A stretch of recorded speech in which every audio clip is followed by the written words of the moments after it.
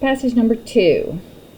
This is, you can see because there's two different scientists, this is going to be about differing viewpoints.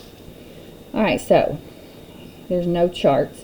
In 1908, an object from outer space devastated 2,000 square kilometers of forest in Siberia. The object was between 10 meters and 100 meters in diameter. That's a pretty big difference. And traveled at a maximum speed of 15 kilometers per second. It exploded at an altitude of 8 kilometers, so over 8 miles above the Earth, and released energy equivalent to 20 million tons of TNT. Two scientists discussed whether this object was a comet or an asteroid. Okay. Scientist number 1. The object was a comet, so I'm going to write that down. So a body made of ices, such as frozen water or methane, and dust. Most of this cometary material is volatile, meaning easily vaporized and low in density. Friction in Earth's atmosphere heated the comet to a temperature at which it exploded high above the ground. That corresponds. The majority of the ices and dust were vaporized in the explosion, which explains why no crater was formed at the site, and why no large identifiable fragments of the objects were found. It devastated a forest, but nothing about a crater. An asteroid would not have been completely destroyed. Intact asteroid fragments that reached the ground would have created one or more craters upon impact and left behind recoverable pieces. Evidence shows that the object decelerated rapidly before it exploded. Because of their low density, comets are capable of such rapid deceleration, whereas high-density objects such as asteroids are not. Okay, scientist 2 says the object was an asteroid. So this way I don't have to remember which is which. As it entered Earth's atmosphere, its high speed created a large air pressure difference between the area just in front of the asteroid and the area just behind the asteroid. The large pressure difference eventually exceeded the structural strength of the asteroid. The asteroid flattened, decelerated rapidly due to the dramatic increase in its surface area. Okay, so I'm picturing this in my mind, and it's making sense. So it flattened, so it was bigger, and so it's going to slow down, and fragmented before reaching the ground. This fragmentation would have appeared like an explosion. Calculations show that a comet between 10 meters and 100 meters in diameter would explode at an altitude much higher than 8 kilometers, but a stony asteroid of that size would fragment at or near an altitude of 8 kilometers. Recovery of large asteroid fragments is difficult due to the area's boggy soil.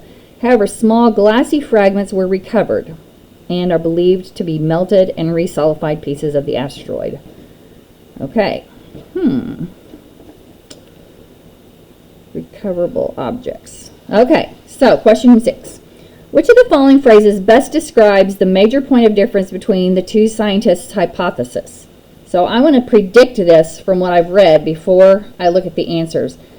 I think the major point is, the major 2 points are that scientist 1 says something about its biggest point was it had to be a comet because there were no craters. And this one says it had to be an asteroid because a comet would have exploded much higher than 8 kilometers. Okay, so let's see. Oh, pretty simple. It's not the location, it's not the speed, it's not the density, it's the type of object that entered Earth's atmosphere. It's pretty simple. There's one says it's a comet and one says it's an asteroid. I made that a little too difficult. According to scientist 2's viewpoint, compared to the altitude at which a stony asteroid would have exploded in Earth's atmosphere, at or near 8 kilometers, a comet of similar size would most likely have exploded at, and here it says, a calculation showed that a comet would explode at an altitude much higher than 8 kilometers. So, same, higher. Slightly lower, no, higher. B. Number 8, scientist 1's viewpoint indicates that when the materials that compose most of the comet are sufficiently heated, they change to vapor, some kind of vapor. And vapor is a gas, like water vapor. Okay, so gases. Which of the following statements best describes how scientist 2 would explain why no large identifiable fragments of the objects have been recovered? He said it's because of the area's boggy soil. Have been removed by erosion? No. Were thrown hundreds of kilometers, didn't reach the ground? No. Have not been recovered due to the soil conditions in the area. Boggy soil. All right. Let's see here. Number 10. How would the behavior of the asteroid differ from that described in scientist 2's viewpoint if the asteroid had not been flattened by the air pressure difference? Okay, if it hadn't been flattened, it wouldn't have decelerated. It wouldn't have decelerated rapidly. Okay, so it would not have entered Earth's atmosphere. That's wrong. Would have, no. Okay, so this is the same thing. It would have decelerated more gradually, or it would not have decelerated rapidly. That's the same thing. So you have to watch for that, because and make sure that you're interpreting things there. More gradually and less rapidly are the same thing. Number 11, which of the following statements would both scientists most likely use to explain the damage to the forest caused by the object's explosion? Energy from the explosion rapidly traveled down to Earth's surface. Okay, that would cause damage to the forest. And the explosion happened 8 kilometers up. It dissipated in the upper atmosphere. If it dissipated, that wouldn't cause damage to the forest. Energy from the explosion was released less than 1 kilometer above Earth's surface. And that's not true, because it was released 8 kilometers above Earth's surface and was released as the object struck Earth's surface, and it didn't, they said it didn't strike Earth's surface, it exploded 8 kilometers above. So, A is the answer. Number 12. Scientist 1's viewpoint would be weakened by which of the following observations about comets, if true? Comets are composed mainly of frozen materials. No, he already said that. So that doesn't weaken his statement. Comets are much larger than 100 meters in diameter. Okay, so he doesn't talk about how big it is here, but up here it said that the object was between 10 meters and 100 meters in diameter.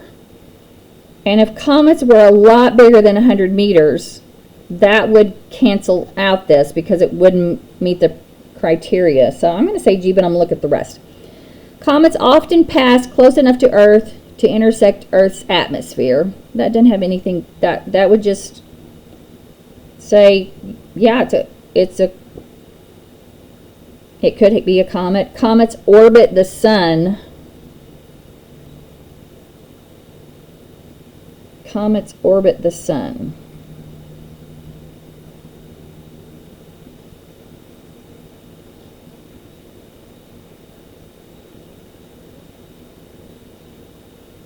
That's not necessarily true. That wouldn't necessarily weaken his claim, because you could still have an orbit that would intersect with the Earth's orbit